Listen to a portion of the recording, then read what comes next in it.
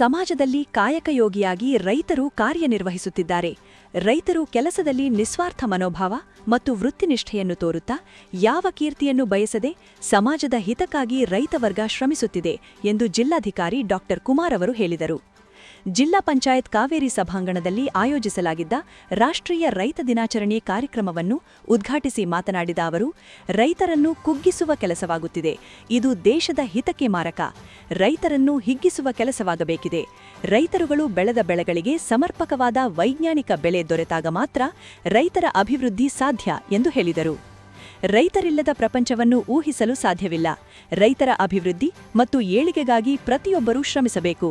ಅನ್ನದಾತನನ್ನು ಎಲ್ಲರೂ ಸ್ಮರಿಸಿ ಗೌರವಿಸಬೇಕು.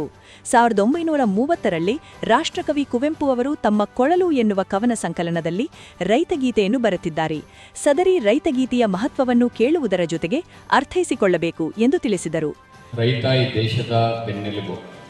ಈ ದೇಶದ ಸಮಗ್ರವಾದಂಥ ಅಭಿವೃದ್ಧಿ ರೈತರ ಮೇಲೆ, ರೈತರ ಶಕ್ತಿಯ ಮೇಲೆ ನಿಂತಿರತಕ್ಕಂಥದ್ದು. ಹಾಗಾಗಿ ಅನ್ನದಾತನನ್ನ ಸ್ಮರಿಸುವಂತಹ ದಿನ ಪ್ರತಿಯೊಬ್ಬರಿಗೂ ಕೂಡ ಒಂದು ವಿಶೇಷವಾಗಿ ದಿನ. ರೈತರಿಗೆ ರೈತರ ದಿನ ಅಂತೇಳಿ ಯಾವುದಾದ್ರೂ ಒಂದು ದಿನ ಮೀಸಲಾಗಿಲ್ಲ. ಪ್ರತಿ ದಿನವೂ ಕೂಡ ರೈತರ ದಿನವೇ. ಹಾಗಾಗಿ ನಾವೆಲ್ಲರೂ ಕೂಡ ರೈತರನ್ನು ಗೌರವಿಸುವಂತಹ ಮತ್ತು ರೈತರನ್ನು ಉತ್ತೇಜಿಸುವಂತಹ, ಪ್ರತಿಯೊಬ್ಬ ರೈತರು ಕೂಡ ಸ್ವಾವಲಂಬಿಗಳಾಗಿ ಸಮಾಜದಲ್ಲಿ ನಿಲ್ಲಬೇಕು ಅನ್ನುವಂಥ ದೃಷ್ಟಿಯಿಂದ ನಾವೆಲ್ಲರೂ ಕೂಡ ಅವರಿಗೆ ಸಹಕಾರವನ್ನು ಕೊಡಬೇಕಾಗತ್ತೆ. ಸೊ ಆ ದೃಷ್ಟಿಯಿಂದ ಈ ದೇಶದ ಬೆನ್ನೆಲುಬಾಗಿರುವಂಥ ರೈತರು ತಾವು ಬೆವರು ಸುರಿಸಿ ದುಡಿದರೆ ಮಾತ್ರ ಉಳಿದವರು ಅನ್ನವನ್ನು ತಿಂದು ಬದುಕಲಿಕ್ಕೆ ಸಾಧ್ಯ ಆಗುತ್ತೆ. ಹಾಗಾಗಿ ರೈತರಿಲ್ಲದಂಥ ಸಮಾಜವನ್ನು ಊಹಿಸಿಕೊಳ್ಳಲು ಸಾಧ್ಯ ಇಲ್ಲ. ನಿಜವಾಗಲೂ ಯಾರಾದರೂ ಕಾಯಕ ಯೋಗಿಗಳು, ನಮ್ಮ ರಾಷ್ಟ್ರಕವಿ ಕುವೆಂಪುರವರು ಅಂತ ಹೇಳೋದಾದರೆ, ಯಾರಾದರೂ ಈ ಸಮಾಜದಲ್ಲಿ ನಿಜವಾದಂಥ ಕಾಯಕ ಯೋಗಿಗಳು ಯಾರಾದರೂ ಇದ್ದರೆ ಅದು ರೈತರು ಮಾತ್ರ ಅಂತ. ರೈತರೇ ನಿಜವಾದಂಥ ಕಾಯಕ ಯೋಗಿಗಳು ಅನ್ನುವಂಥ ಮಾತನ್ನು ಕೂಡ ಅವರು ತಿಳಿಸಿದ್ದಾರೆ. ಹಾಗಾಗಿ ನಾವೆಲ್ಲರೂ ಕೂಡ ಏನು ನೆಮ್ಮದಿಯಿಂದ ಸುಭಿಕ್ಷವಾಗಿ ಸಮಾಜ ಇದೆ ಅಂದರೆ ಅದಕ್ಕೆ ಮೂಲ ಕಾರಣ ಯಾರು ಅಂದರೆ ರೈತರು.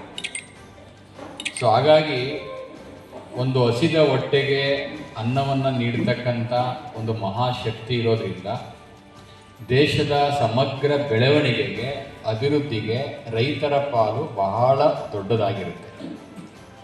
ಹಾಗಾಗಿ ರೈತರನ್ನು ಕುಗ್ಗಿಸುವಂಥ ಕೆಲಸ ಕಾರ್ಯಗಳು ಏನಾದರೂ ಸಮಾಜಗಳಲ್ಲಿ ಆಗ್ತಾ ಇದೆ ಅಂತ ಹೇಳಿದ್ರೆ ಇಲ್ಲೋ ಒಂದು ಕಡೆ ಇದು ದೇಶದ ಹಿತಕ್ಕೆ ಮಾರಕ ಅಂತ ನಾನು ಹೇಳಲಿಕ್ಕೆ ಇಚ್ಛೆ ಪಡ್ತೇನೆ.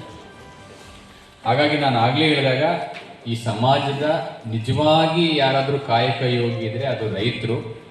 ಮತ್ತು ಎಲ್ಲ ವೃತ್ತಿಗಳಲ್ಲಿ ಕೂಡ ಒಂದು ವೃತ್ತಿನಿಷ್ಠೆಯನ್ನು ತೋರಿಸುವಂಥವ್ರು ಯಾರಾದರೂ ಇದ್ದರೆ ಅದು ರೈತರೇ.